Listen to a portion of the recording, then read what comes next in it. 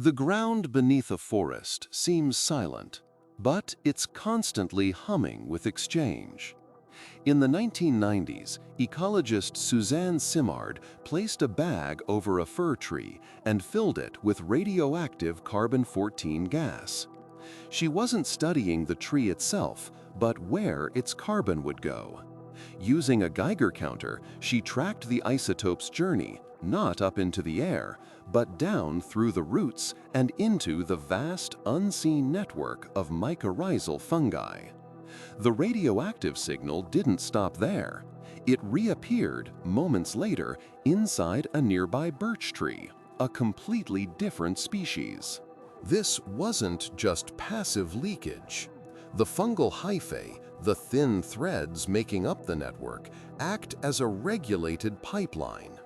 Think of it less like a simple pipe and more like a series of microscopic customs checkpoints. The fungi can control the flow of resources, creating a biological market where sugars from one tree are traded for nitrogen or phosphorus harvested by the fungus elsewhere. This exchange is a negotiation, with the fungus playing the role of a broker, ensuring its own survival and growth. But the network carries more than just food. It's a conduit for information. When a pine tree is attacked by a pine beetle, it doesn't just fight back alone. It releases specific defensive chemicals into its roots and out into the mycorrhizal network. Neighboring trees, even those not yet under attack, can pick up these signals through their fungal connections. They then preemptively ramp up their own chemical defenses, preparing for an invasion before the first beetle ever arrives. The speed of this information transfer is what challenges our definition of plant life. It's not just slow chemical diffusion. Researchers have detected electrical signals, action potentials, traveling through the fungal hyphae. These impulses are remarkably similar to the nerve impulses in an animal's nervous system, just operating on a vastly different timescale. An entire forest floor could be processing information through slow-motion electrical spikes, a decentralized and silent brain. Does this mean the forest is thinking? Probably not in the way a human does. There's no central consciousness, no single point of decision-making. Instead, it demonstrates a kind of swarm intelligence, much like an ant colony. A single ant is simple, following basic rules, but the colony as a whole can solve complex problems, find food, and defend its territory. Similarly, simple chemical and electrical rules, repeated across millions of connections, allow the forest network to optimize resource distribution and defense for the entire community. It's tempting to see this system as a peaceful utopia. But the fungus is not just a benevolent internet provider. It has its own agenda.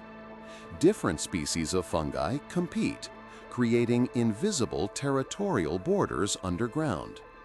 An oak tree might be connected to one network, while the maple next to it is plugged into a rival's. These networks can fight, releasing toxins to kill each other's hyphae.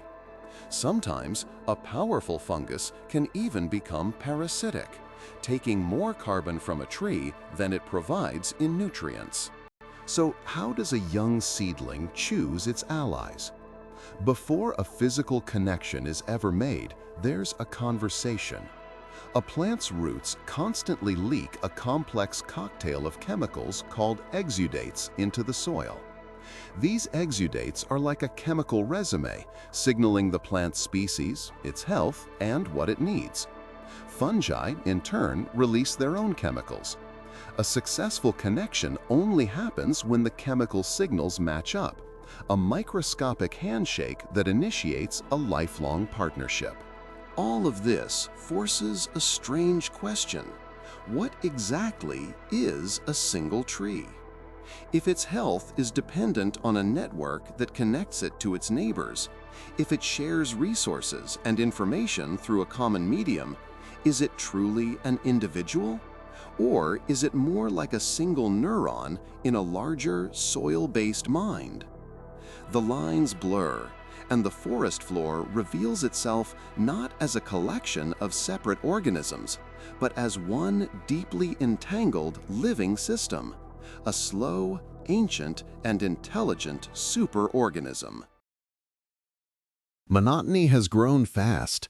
Nearly 2,700 people have watched in the last few weeks, yet less than 0.03% are subscribed. It would mean a lot if you joined by hitting subscribe. And again, thanks for watching.